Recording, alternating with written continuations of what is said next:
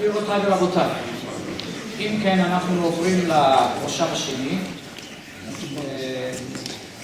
ראשון הדוברים במסגרת הנושא, האם ניתן לחנך לנאמנות ומחויבות יהודית במאה ה-21, שאלה כבדת משקל בכל הדעות, הוא פרופסור ארנולד אייזן.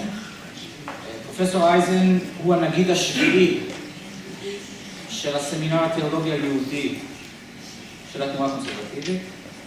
לפני כן לימד במחלקה ללימודי דתות באוניברסיטת סטנפורד, המחלקה לפילוסופיה יהודית באוניברסיטת תל אביב, ומחלקה ללימודי דתות באוניברסיטת קולומביה. בין ספריו האחרונים, The Chosen People in America, a study in Jewish religious ideology, Taking Hold of Torah, Jewish Commitment and Continuity in America. בבקשה, פרופסור אייזן.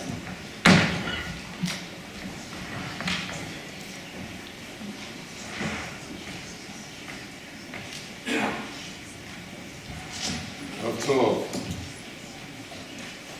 John Cohen, in his introduction to Mike's book, Covenant and Community, noted correctly that Mike insisted that teachers of theology, and he wanted teachers in Jewish education to include theology, had to include personal testimony in their work. It had to be the self that was speaking, not some theoretical standpoint, but also that their teaching had to be normative. So it had to be rooted in personal testimony, but it couldn't just be personal testimony, it also had to be normative. And as if that weren't hard enough, Mike also demanded that we do both of these things honestly. The person who teaches theology, the Jewish educator, has to be honest in teaching. So I'm going to try to live up to this. And I'll begin with a little bit of personal testimony about my relationship with Mike. We shared literally dozens and dozens and maybe hundreds of conversations about the issues that jointly perplexed and obsessed and concerned us. We authored an article together called Teaching Israel, Basic Issues in the Philosophical Guidelines.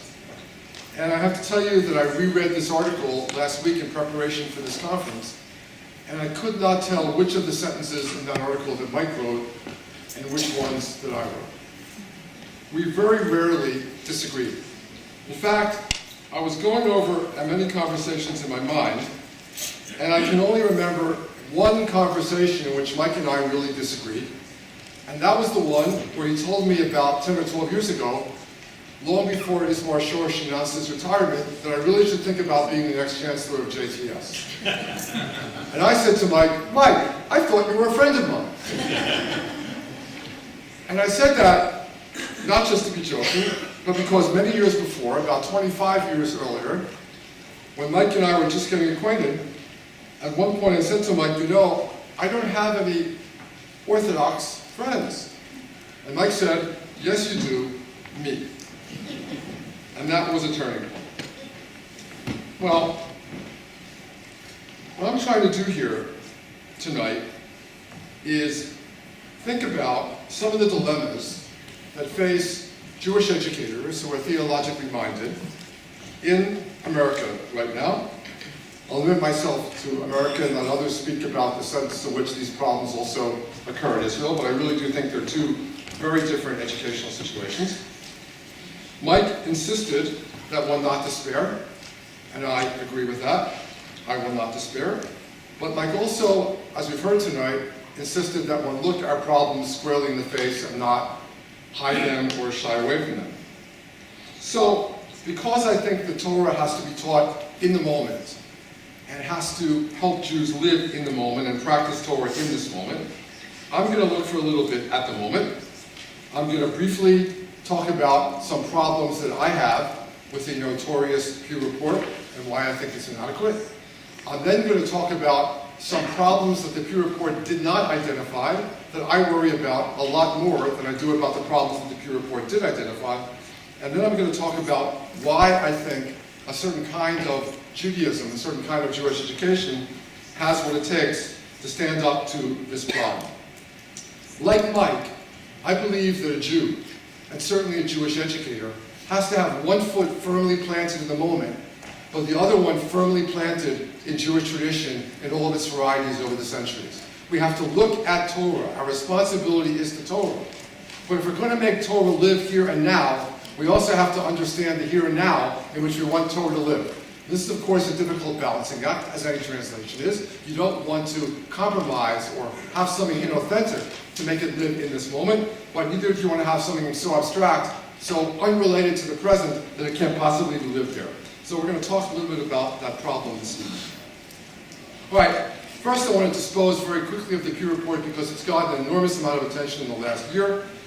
And I want to say that it failed in two major respects. Regardless of everything it got right, there were two respects in which I think it misled us and led to a lot of criticism of things that people have been doing, as if, you see, it's your fault. And conservative Judaism is in this state of affairs because of this thing that you did or this thing that you did not do, rather than looking at the context in which we were operating. So one of the things that this Pew Report on the Jews singularly did not do was refer to previous Pew Reports about religion in America in general. So I want to give you three datum from different Pew Reports in the last 5 years.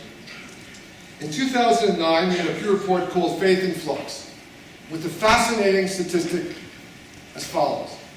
44% of the Americans who currently practice a religion do not practice the religion in which they were raised. Now that counts a Protestant who was raised a Baptist and has now become a Methodist or an Episcopalian as practicing a different religion. And I would say that that's right to categorize it that way, because the gaps between Baptist and Episcopalian are huge and arguably larger than those between certain kinds of Catholics and certain kinds of Episcopalians. So 44% of Americans who practice a religion are not practicing the one in which they were raised. Here's another one from the 2012 Pew Report called Nuns on the Rise, N-O-N-E-S. Between 2007 and 2012, Protestant churches in America lost 5% of their adherents. 5% of America's Protestants stopped being Protestants in 5 years. That's 12 million people who left their churches in 5 years. That's huge. So you put these two statistics together, and you wonder, are Jews who are moving from one kind of faith to another doing it because of something in those particular traditions, or are they following an American pattern that's well established? Similarly, are Jews who are assimilating doing something because the Jewish options they practice have failed them? Or again, are they doing something which Americans are doing? And the third statistic, which I want to share, of course pertains to intermarriage, is also quite remarkable and quite telling.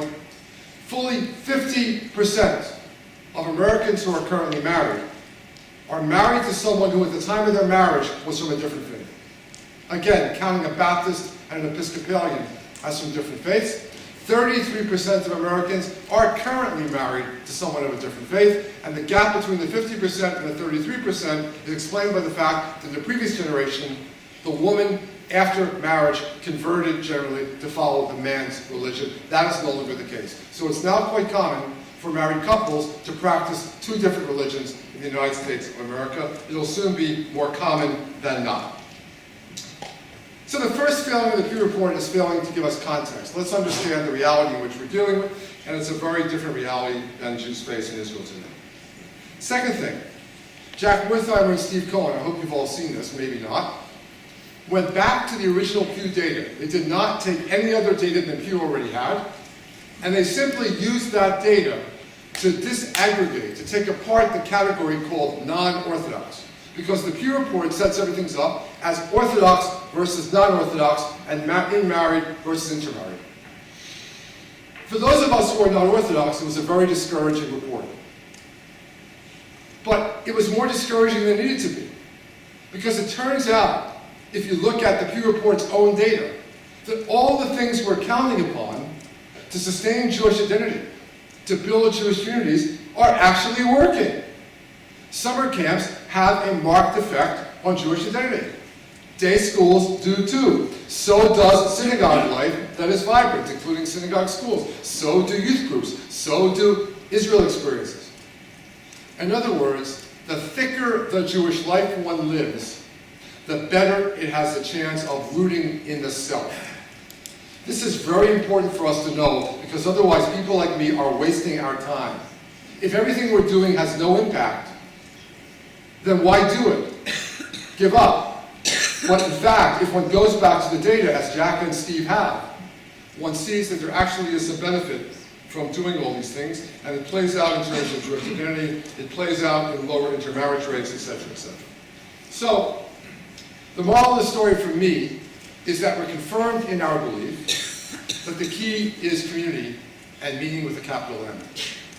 Community, because people cannot possibly sustain any serious belief system in an overwhelmingly secular and consumerist culture unless they do so inside tight communities, face-to-face communities, which give them what Berger called the plausibility structure to resist the larger trends of a society. They need communities, and they need communities to have agency in the world, to see that their people, their tradition is actually doing something in the world. They can't do this on their own. They need communities to do this.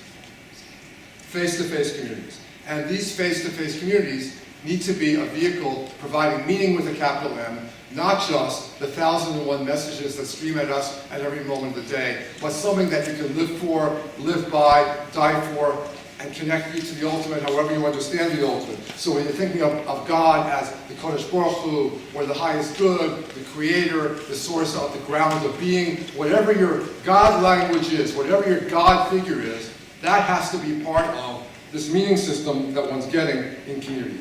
So if you look at it this way, it's no surprise that Camp Ramah and other similar camps have their impact. That day schools have their impact. That synagogues, which are lively, which engage people, have their impact, etc., etc. Both the explicit and the implicit meanings that Mike talked about are conveyed in this way. Now, Haredi communities offer both of these things in abundance. But for some of us, that's a price we're not going to pay. When I was an undergraduate and then a graduate student, there was a line at the end of Max Weber's great essay, Science as a Vocation, which troubled me then and always stands as a challenge in front of me, always will. When Max Weber said, if you want to go back to faith, it's easy. The arms of the old churches are open to receive you. One thing is clear, all you must bring is your intellectual sacrifice. And I've been determined that I'm going to be a Jew who's not going to bring an intellectual sacrifice. I fully believe that this is possible, but the only way that it is possible is inside a community like this, a community of meaning, which is, I think, what we have on offer to Jews and transmit through Jewish education when we're doing our job at its best. Now, I had the occasion last year to write a 12,000-word statement about conservative Judaism, where the conservative is in small letters and the Judaism in big letters, because if you're presenting a kind of Judaism, a path in Torah, 9/10 of what you're doing is presenting Judaism, and 1/10 is reflecting on how this particular approach to Judaism differs from others. And I saw two major options in front of me as I thought about how to do this. One of them is to talk about stories. So, Mike was very fond of this in Roads to the Palace. He quotes from Alistair MacIntyre, talks about personal story as interwoven with threads of practices and virtues that have communities and histories. We discover who we are through the stories we tell. Quote, I can answer the question, what am I to do, only if I can answer the prior question of what story or stories do I find myself a part of. This I found to be a premier, a very fine entry point for Jewish education. Our stories do not exist in a vacuum. The Torah, with its usual wisdom, calls the portion in which Jacob dies and then Joseph dies, Vayechi.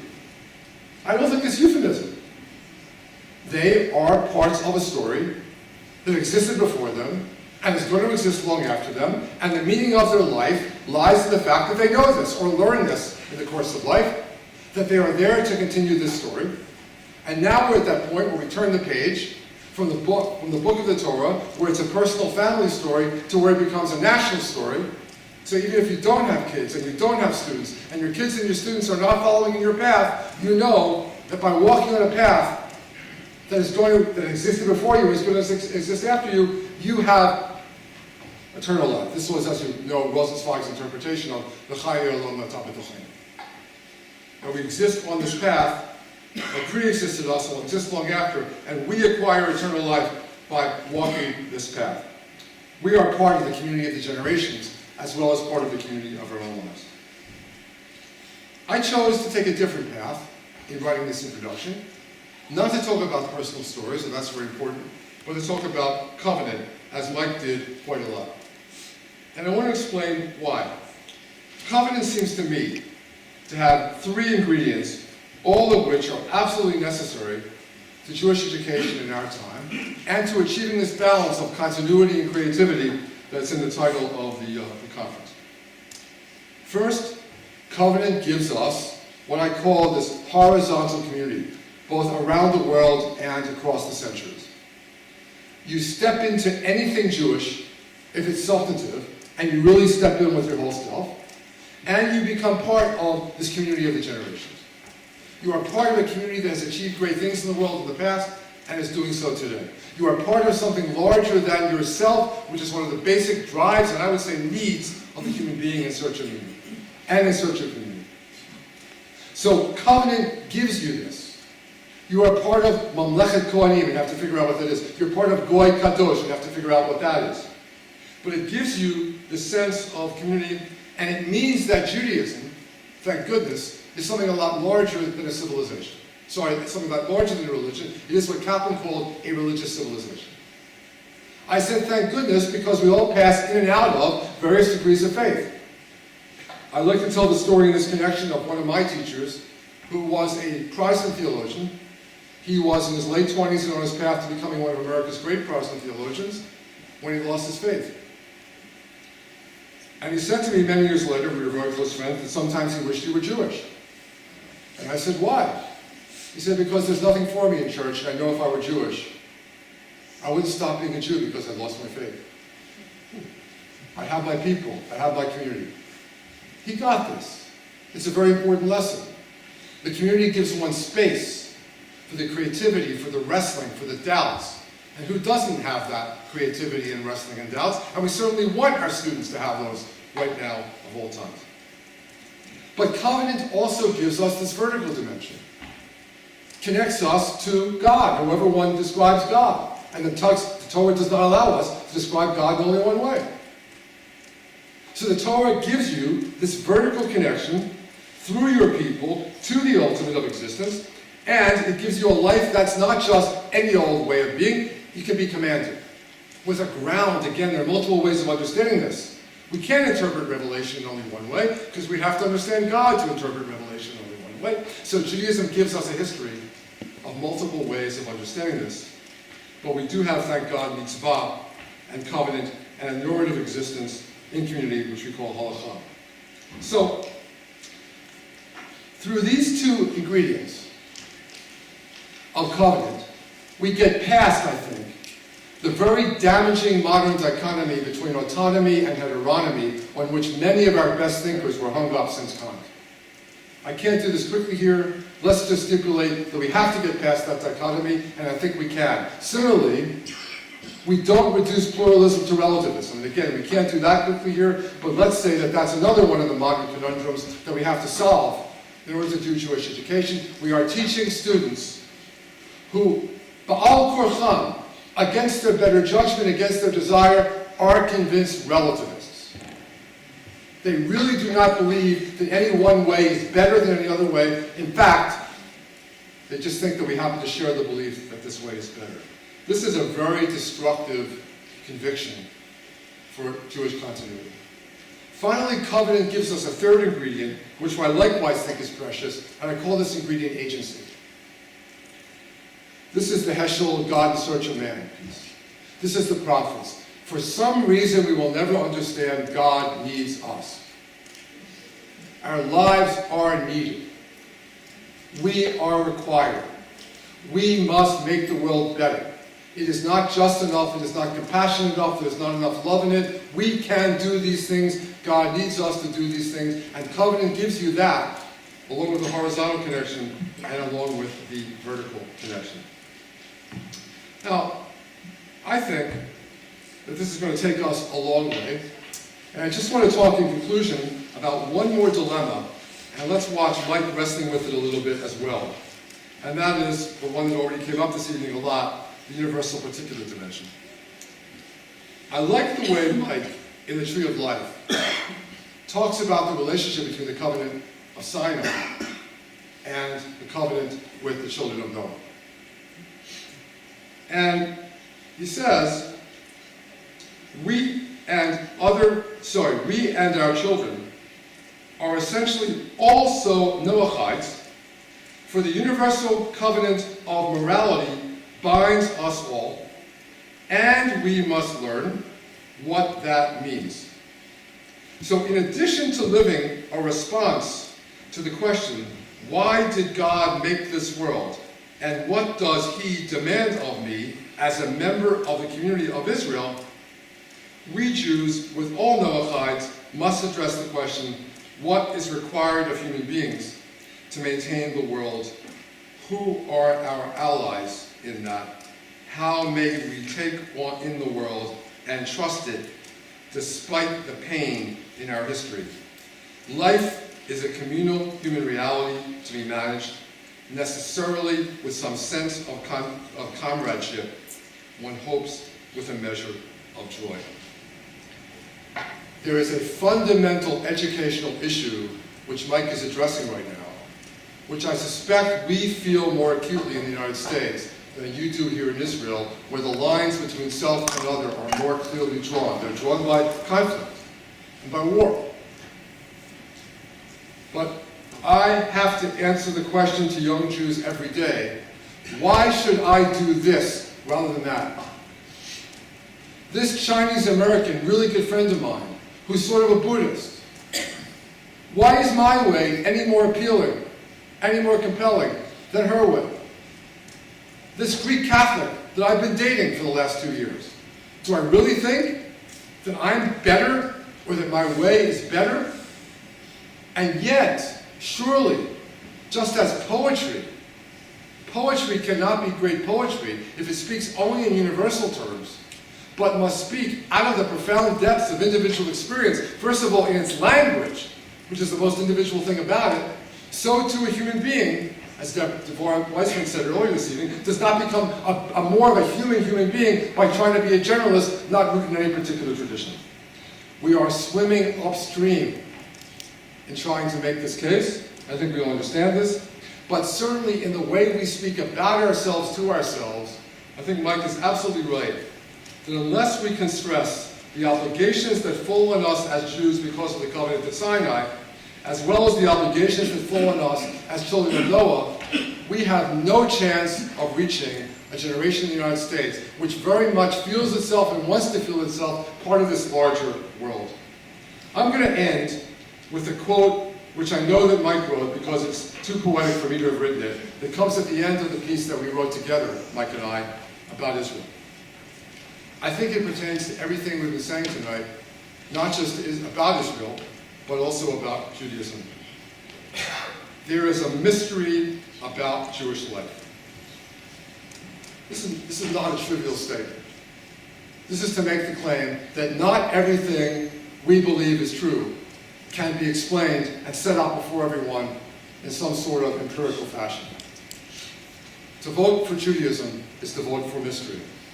At the center of the mystery is the living people of Israel and its God, and the gifts and demands called Torah. The land of Israel is also something near the center of this mystery, and the mystery cannot be truly understood without being on the inside of what the state of Israel is about. So, obvious commentary here. Mike and I wrote this article together. We obviously agree on this point. One of the great tragedies of the Jewish people right now is that we have a state and we have this thriving possibility of diaspora, and a lot of thriving facts in diaspora life. And the two communities, the two largest Jewish communities in the world, are more and more alienated from each other, and to tell you the truth, in large part not terribly interested in one another. What a waste, what a waste. How can you penetrate the mystery of Judaism in our time without penetrating the mystery of Israel? But I would also say that because of what Mike wrote about the covenant of Noah and the covenant of Sinai, there's a lot of virtue to Israelis in understanding what's going on with Judaism when it thrives in diaspora. Last sentence. For those who learn about it and experience it, the mystery is thickly felt. That's the key. It has to be thickly felt. Like its summer sun pouring out of a cloudless blue sky. But as they become familiar with the land, and I would say the same thing about Judaism, knowing its people, its problems and hopes, they come to realize that this mystery is not a fairy tale. And that's, at the end of the day, what you want people to believe. This is not a fairy tale. This is profoundly true. This offers a profound truth for your life that you can't get somewhere else.